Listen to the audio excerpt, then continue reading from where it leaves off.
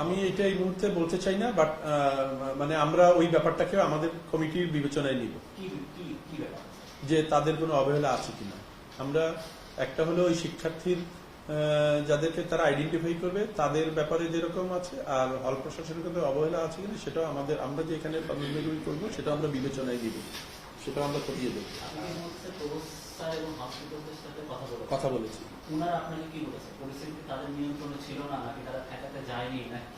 প্রভোস্টের বক্তব্য হলো খুব পরিষ্কার যে সে আসন বরাদ্দ দিয়ে, আমি প্রভোস্টকে মাঝরাতেই ফোন করছি বাট তাকে রিচ করতে পারিনি। প্রভোস্টের বক্তব্য হলো, ভাই আমি তো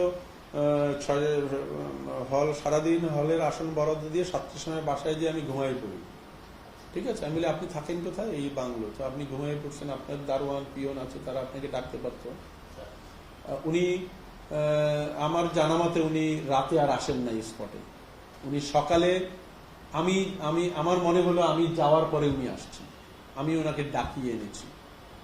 ঠিক আছে, বাট হাউস টিউটর ওখানে রাতে ছিলেন, মানে ওই ঘটনার সময় 3 জন ছিলেন এবং তারা, এবং এই 3 জনই থানায় মামলা করার ক্ষেত্রে সহায়তা করেন। এই জাহাজ লিখতে হয় তো ওনারা বর্ণনাটা ওনারা ঠেকাতে পারেন নাই। ওনারা বলছেন যে আমরা অনেকে এই আহত হয়েছি।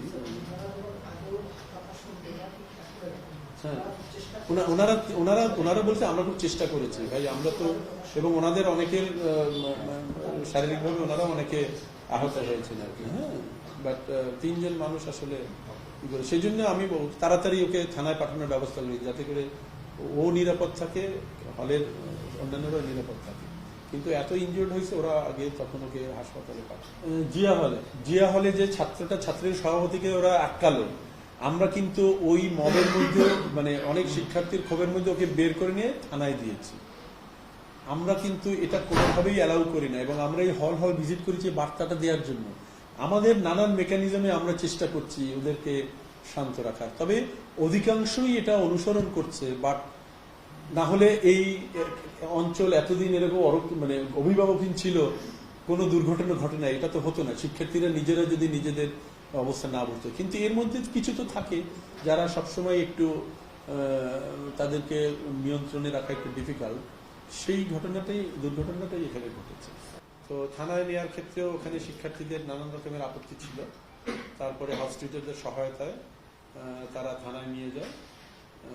থানায় নেওয়ার পরে থানা তখন তাকে রাখতে, আমাকে যেটা ওরা বললো যে থানায় যাওয়ার পরেও নাকি শিক্ষার্থীরা বলেছে যে না আমাদের মোবাইল ফেরত দিতে হবে, এটা করতে হবে, সেটা করতে হবে, আপনারা ও থানায় আটকে রাখতে কি হবে, আমাদের এখনই জিনিস ফেরত ইত্যাদি।